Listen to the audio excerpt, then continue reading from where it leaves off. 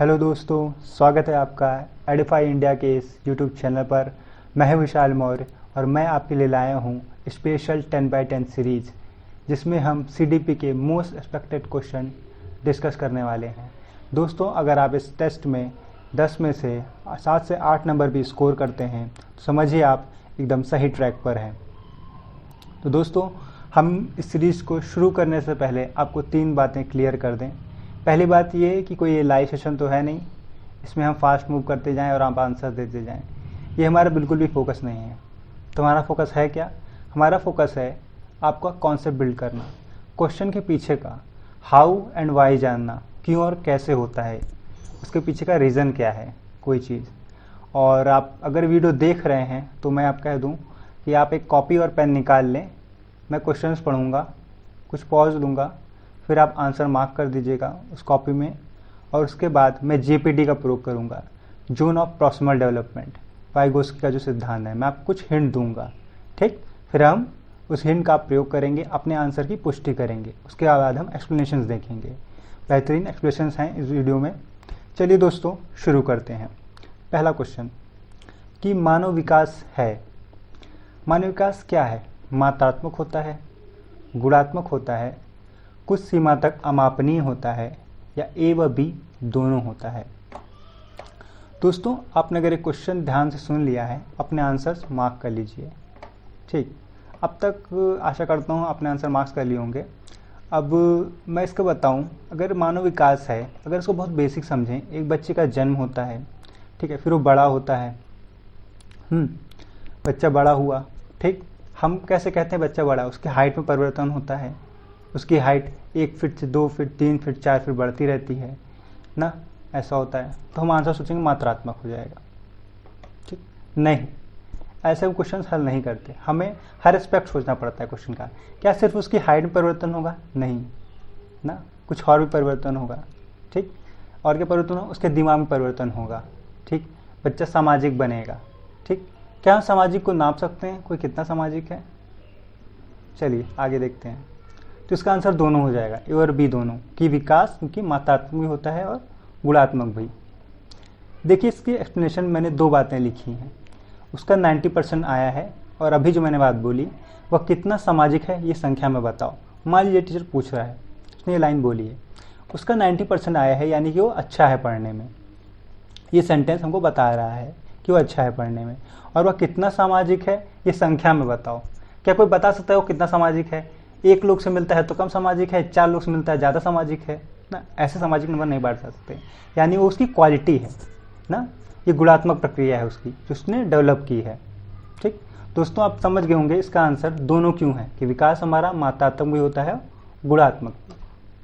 चलिए दोस्तों, दूसरा क्वेश्चन देखते हैं। विकास में डैश की डैश से डैश की ओर बढ़ता है, समान से विशिष्ट, जटिल से कठिन, साधारण से आसान, विशिष्ट से सामान्य। तो विकास हमारा कैसे बढ़ता है? यहाँ विकास की बात की बच्चे के संदर्भ में। बच्चे का विकास कैसे होता है? अगर बच्चे का विकास देखिए, छोटा बच्चा होता है, छोटा बच्चा होता है, वो क्या करता है? जब रोता है, अपने बच्चे को देखा है, हाथ पैर सब पटकता है। ठीक, कभी आपने किसी 45-50 साल के बच्चे को, बच्चा नहीं कह लीजिए, वयस्क को कभी हाथ पैर पटकते रोते हुए देखा है? नहीं देखा होगा ना। वो अपना गम भी छुपा लेता है, ऐसा भी हो जाता है। ऐसा क्यों होता है?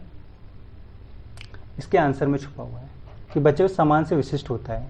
एक कोई मनुष्य हो, पहले वो अपना दुख प्रकट करने के लिए, बच्चा एक जो छोटा होता है वो हाथ पैर हिलाता है, पर जैसे वो बड़ा होता है वो सिर्फ आँखों से रोकर प्रकट कर देता है। ठीक, यानी कि उसका सामान्य से विकास विशिष्ट की ओर हुआ है।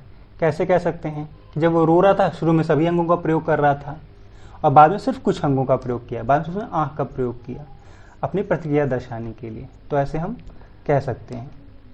नेक्स्ट वाला अगर देखें, एक 14 वर्षीय देविका है। ठीक, अब देखिए, अब क्वेश्चन तरीका पढ़ने का बता दूं। अगर 14 वर्षीय है तो सीधे समझ जाएंगे 12 से 18 की रेंज में है, किशोरावस्था में देविका है।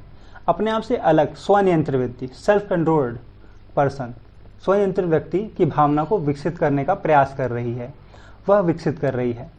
ठीक, वो क्या विकसित करना चाह रही है? अगर अपने स्वनियंत्रित व्यक्ति की भावना को विकसित करना चाहती है, नियमों के प्रति घृणा, स्वायत्ता किशोरावस्था का अक्खड़पन या परिपक्वता। परिपक्वता में देविका अगर स्वनियंत्रित व्यक्ति की भावना को विकसित कर रही है तो कौन सी भावना विकसित कर रही है, ये आपको मार्क करना है। अगर किशोरावस्था में है, हर कोई अपनी स्वतंत्रता चाहता है, मैंने स्व से निकाला है स्वनियंत्रित, ठीक, तो स्वतंत्रता चाहता है, ठीक। नियमों के प्रति घृणा हो सकता है थोड़ा बहुत कि बच्चे किशोरावस्था में बच्चे नियम नहीं पसंद करते हैं। परिपक्वता उतनी आती नहीं है, तो फोर्थ तो आंसर नहीं हो जाएगा, कहीं से नहीं लग रहा। अक्खड़पन बहुत निगेटिव लग रहा है यहाँ पे, ठीक, अक्खड़पन तो नहीं होगा, स्वनियंत्रित व्यक्ति की भावना है। तो स्वायत्तता लग रहा है। स्वायत्तता कैसे? स्वायत्तता में स्वतंत्रता होता है, ठीक। आपको एक्सप्लेनेशन पे ले जाता हूँ उससे बढ़िया। किशोरावस्था में बच्चों को बड़ों की बात बुरी लगती है, उनकी सीख लेक्चर लगती है। मैंने ऐसे लिखा है, जानबूझ के जनरल में लिखा है ताकि आपको समझ में आए। कोई भी सीख देता है किशोरावस्था में, हमको उनको लेक्चर लगता है, उनको लगता है कि हम जो सोच रहे हैं हम ही सही हैं, वे बस स्वतंत्र होकर अपने मन का करना चाहते हैं। तो यानी कि वो जो है स्वायत्तता का विकास करना चाहती है, क्योंकि सेल्फ कंट्रोल बनना चाहती है कि मैं अपनी चीज़ें कंट्रोल करूँ अपनी मर्जी से। दोस्तों फिर अगला क्वेश्चन देखते हैं। निम्नलिखित में कौन सी बात विकास के संबंध में गलत है? पहला ऑप्शन है विकास में व्यक्तिगत भिन्नता होती है, विकास संयोगों का परिणाम है, सतत प्रक्रिया है या पूर्व कथनीय है। कौन सी बात, देखिए आपको 200 मार्क कर दूं यहाँ पे कि कौन सी बात गलत है, ये आपको बताना है। आशा करता हूँ आपने मार्क कर लिया होगा आंसर अपना। सही, विकास संयोगों का परिणाम है। क्यों ऐसा गलत है ये कुछ ऑप्शन? क्योंकि विकास अचानक नहीं होता ना, संयोग से थोड़ा ना होता है। क्यों अचानक होता है? पहले बच्चा छोटा होता है, फिर और बड़ा होता है, लिखना सीखता है, फिर एक टीचर माइंड बनता है ना, तो संयोग तो नहीं है ना, एक क्रम में जा रहा है। बाकी सब है पूर्व कथनीय है, पहले से हम बताते हैं ना इसका विकास कैसा होगा। कोई अच्छा ऐड करता है तो बाद में अच्छा बनेगा। सतत प्रक्रिया मतलब लगातार चलने वाली प्रक्रिया है, और व्यक्ति भिन्नता होती है। अब यहाँ बैठा हर बच्चा तो एक जैसा नहीं होगा, कहीं सबका विकास अलग अलग तरीके से हुआ है, ठीक है। अगला क्वेश्चन देखते हैं। बाल विकास में प्रक्रिया पर बल है, वातावरण अनुभव की भूमिका पर बल है, गर्भावस्था से किशोरावस्था का अध्ययन होता है या उपरोक्त सभी। आपको बाल विकास में बताना है। अब इसको आप अभी अगर बहुत ही कैजुअली नजर देखें तो आपको लगेगा यहाँ उपरोक्त सभी बातें तो सही लग रही हैं। प्रक्रिया बल है, वातावरण अनुभव भूमिका बल है, गर्भावस्था का अध्ययन होता है, सारे सही लग रहे हैं ना उपरोक्त सभी, ठीक। तो आप उपरोक्त सभी इसमें लगा सकते हैं क्योंकि सब सही लग रहा है। ऐसा नहीं है, अगर आप ध्यान से पढ़ें इसमें कुछ गड़बड़ है किसी सेंटेंस में। कहाँ गड़बड़ है मैं बताता हूँ। बी ऑप्शन गलत है। क्यों गलत है? इस वजह से कि विकास में वातावरण भौतिक भूमिका बल एक गलत है। किस पे होता है? विकास में वातावरण और वंशानुक्रम। ये देखिए जो नीचे दिया हुआ है इससे पता चल रहा है कि विकास में वातावरण और वंशानुक्रम भूमिका बल है। ये किसका कथन था? वुडवर्थ का कथन था ना ये, कि वंशानुक्रम का होता है। अनुभव की भूमिका पर ऐसा कोई बात नहीं कही गई है। देखिए इस चित्र में देखिए दर्शाया भी गया है। देखिए आपका वंशानुक्रम कैसा होगा, जैसे आपने बुद्धि आपको मिली है, ठीक है, इसका बहुत फर्क पड़ता है इन सब चीज़ों में, ठीक। और आपका वातावरण कैसा है, अगर पढ़ाई वाला वातावरण है आप बहुत आगे जाएंगे, ठीक। ये सब बातें हैं। छठा क्वेश्चन देखते हैं। एकाधिक बुद्धिमानी का सिद्धांत क्या कहता है? एकाधिक बुद्धिमानी का सिद्धांत, बुद्धि तेजी से बढ़ाई जाती है, यहाँ बढ़ाई होगा, मिस्टेक हो गया, तेजी से बढ़ाई जा सकती है। बुद्धि कई प्रकार की हो सकती है। पेपर पेंसिल परीक्षण सहायक नहीं है, या प्रभावी अध्यापन के द्वारा बुद्धि बढ़ाई जा सकती है। ये बात है। एकाधिक बुद्धि बारे में बताना है। दोस्तों जब कोई सेंटेंस आपको दिया रहे और कोई कठिन कीवर्ड हिंदी का हो तो बेहतर होगा आप कभी ना इंग्लिश पार्ट पढ़ लिया करिए। अक्सर एग्जाम में आता है एकाधिक, क्योंकि एकाधिक का तो मल्टी लिखा होगा, मल्टी बुद्धि, ठीक है, इतना समझ में आ रहा है ना, कई जा रही बुद्धि बात हो रही है। तो सीधा देखिए आपको आंसर पूछने की जरूरत ही नहीं बहुत ज़्यादा, कई प्रकार की हो सकती हैं, क्योंकि पहले लिख दिया एकाधिक बुद्धिमानी सिद्धांत कहता है ना। मान लीजिए आपने कोई सिद्धांत पढ़ा ही नहीं है तब भी आप अपने जनरल सेंस लगा सकते हो ना। अब वहाँ एग्जाम किताब ढूंढने जाओगे नहीं, ना अलाउड है, तो आप जनरल सेंस लगाओगे अपना। एकाधिक लिखा है तो यार यही हो सकता है। बुद्धि कई प्रकार की हो सकती है। कैसे? ये देखिए गार्डनर का एक बुद्धि का सिद्धांत था ना, जिसमें उन्होंने 9 प्रकार बताए थे। बॉडी काइनेस्टिक होती है, अंतर्व्यक्तिक होती है, इंटरपर्सनल कहते हैं, ठीक है। मैथमेटिकल बुद्धि होती है, किसी की म्यूजिकल होती है, किसी की स्पेशल होती है कि कहाँ कैसे जा रहे हैं, नेचुरल होती है, डिफरेंट तरह की बुद्धि होती है। ये क्वेश्चन देखिए। इस शिक्षिका अपने बच्चों की विभिन्न अधिगम शैलियों से को संतुष्ट करने के लिए वैविध्यपूर्ण कार्यों का उपयोग करती है। वह डैश प्रभावित है, किससे प्रभावित है? जो वैविध्य कार्यों का प्रयोग कर रही है उनको समझाने के लिए। प्याजे के संज्ञानात्मक विकास के सिद्धांत से, कोहलबर्ग के नैतिक विकास सिद्धांत से, गार्डनर के बहुबुद्धि सिद्धांत से, वाइगोत्स्की के सामाजिक सांस्कृतिक सिद्धांत से।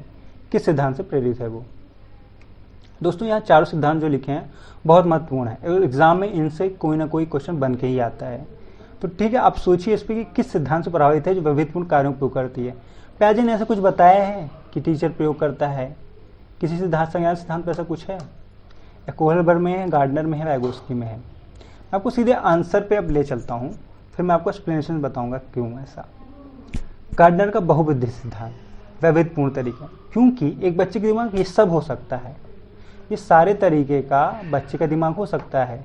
क्यों? कोई सकता मैथ में तेज हो, कोई आर्ट्स में तेज हो, कोई स्पेशल चीज़ों में तेज हो कि वो वस्तुओं को, दूरी, गति ना, इन सबको अच्छे समझता है, 3D को अच्छे समझता है, ये सब चीज़ें हैं। इसलिए टीचर सब यूज़ करेगा ना, वो ऑडियो भी बोलेगा, ठीक है, उनको वीडियो भी दिखाएगा, ठीक है, उनको एक्टिविटी भी कराएगा। ठीक, एक्टिविटी जिनको कराएगा उनको स्पेशल वालों को बहुत अच्छा लगेगा, वो 3D ऑब्जेक्ट देखने को मिलेंगे और ज़्यादा समझ में आएगा। इसीलिए वहाँ पर टीचर देखिए सारे वैविध्यपूर्ण तरीकों का प्रयोग कर रही है, जो कि गार्डनर के बहुबुद्धि सिद्धांत से मिलता है। चलिए दोस्तों फिर आगे देखते हैं। 8वां क्वेश्चन है, ये आपका लास्ट क्वेश्चन है। लास्ट क्वेश्चन इसलिए कह रहा हूँ कि 9वां 10वां आपको होमवर्क में दे रहा हूँ, जो आप करके लाएंगे। 8वां देखते हैं पहले। बुद्धि लाभदांक समानता डैश रूप से शैक्षणिक निष्पादन संबंधित होता है। जो आपका बुद्धि लाभदांक यानी कि IQ होता है, समानता किस रूप से शैक्षणिक निष्पादन संबंधित होता है, यानी कि शैक्षणिक निष्पादन और बुद्धि लाभदांक में क्या संबंध है आपको बताना है। किसी का IQ और उसके निष्पादन में, निष्पादन करता है मध्यम रूप से कम रूप से, पूर्ण रूप से, उच्च रूप से। सब किसी की बच्चों बुद्धि जैसे ज़्यादा है, किसी बच्चे की बुद्धि बहुत ज़्यादा है, ठीक, तो क्या वो अच्छा निष्पादन करेगा? जी हाँ, करेगा, बिल्कुल करेगा। किसी का IQ ज़्यादा है, अगर किसी का IQ बहुत अच्छा है तो परफॉर्मेंस भी अच्छा करेगा, अपने आप करेगा, क्योंकि उसका IQ ज़्यादा है, चीज़ों को समझता जल्दी है। ये चीज़ अलग बात है। देखिए वो मार्क्स, एग्जाम में मार्क्स लाने की बात अलग है, किसी ने रटा और लिख दिया वो चीज़ अलग चीज़ होता है, ठीक है। पर IQ ज़्यादा है, आप परफॉर्मेंस ज़्यादा करेगा, वो इस क्षेत्र में नहीं तो खेल में कर जाएगा, परफॉर्मेंस ज़्यादा करेगा ही करेगा। यहाँ पे यही बातें कही गई हैं कि बुद्धिलाभ समानता उच्च रूप से शैक्षणिक निष्पादन से संबंधित होता है। चलिए दोस्तों, आपको 2 क्वेश्चन दिखाऊं जो आपको करना है। 9वां क्वेश्चन ये समाजीकरण है, सामाजिक मानदंड और परिवर्तन, शिक्षक और पढ़ाए गए के बीच संबंध, समाज के आधुनिकीकरण की प्रक्रिया, समाज के मानदंडों के साथ अनुकूलन। ये आपका 9वां क्वेश्चन है जो आपको करना है, और इसका आंसर आप कमेंट बॉक्स में लिखेंगे, ठीक। और अगर आपको रीज़न इसका समझ में आता है क्यों ऐसा है इसका आंसर 9 का, या A है या B है, क्यों है, तो वो भी लिखेंगे। ऐसे आपके पास 10वां क्वेश्चन है। 10वां क्वेश्चन क्या है? बुद्धि है समार्थों का समुच्चय, एक अकेला और जाति विचार, दूसरे अनुकरणीय योग्यता या एक विशिष्ट योग्यता। ये सब आपको लिखना है, ठीक है। 9वां और 10वां का जो भी आंसर हो, 10 का A, 9 का A, 10 का B, ऐसे करके आप लिख देंगे और उसका रीज़न भी लिखेंगे अगर आपको आता है उसका रीज़न, ठीक है दोस्तों फिर ये सेशन यहीं तक था। आपको ये सेशन कैसा लगा हमको ज़रूर बताइएगा, और हमारे चैनल को सब्सक्राइब करिएगा और इस वीडियो को खूब शेयर करिएगा अपने दोस्तों के बीच, ताकि ये कॉन्सेप्ट जान सके वो लोग। दोस्तों क्वेश्चन बहुत तेज़ी से करना कोई मतलब नहीं है, आप अगर उसका हाउ एंड वाई नहीं जानते हैं, क्योंकि हो सकता है ये 10 क्वेश्चन तो बना लें, 5 क्वेश्चन तो बना लें, पर आगे क्वेश्चन आप नहीं बना पाएंगे क्योंकि आप कॉन्सेप्ट नहीं जानते हो। सीटेट में अगर क्वेश्चन रिपीट हो ना हो, हर एग्जाम की बात बता रहा हूँ, कॉन्सेप्ट रिपीट होता है, ये बात ध्यान रखिएगा। तो दोस्तों ये वीडियो यहीं तक था। आज से आपको ये वीडियो पसंद आया होगा। मिलते हैं आपसे अगली किसी सब्जेक्ट की 10x10 सीरीज़ में। आपको कौन सब्जेक्ट की 10x10 सीरीज़ चाहिए आप कमेंट बॉक्स में डाल सकते हैं, मैं उसकी ही 10x10 सीरीज़ बनाऊंगा जिसको ज़्यादा लोग कहेंगे। और 9वां 10वां का जो आंसर है, टॉप 5 लोग जो देंगे, मैं उनका नाम अगले वीडियो में फीचर करूँगा, क्योंकि मैं हमेशा ये चाहता हूँ कि बुद्धिमान बच्चे, जो तेज़ बच्चे हैं, हमेशा आगे आएँ। जो बच्चे बहुत मेहनत करते हैं उनको हमेशा आगे देखना चाहता हूँ, उनको मैं अगले वीडियो में फीचर करूँगा, अगले 10x10 सीरीज़ में। दोस्तों फिर जाने का वक्त हुआ, आपसे मैं विदा लेना चाहूँगा। आशा आपको वीडियो समझ में आया होगा। तो दोस्तों चलते हैं, bye bye. CTET, best of luck for CTET exams.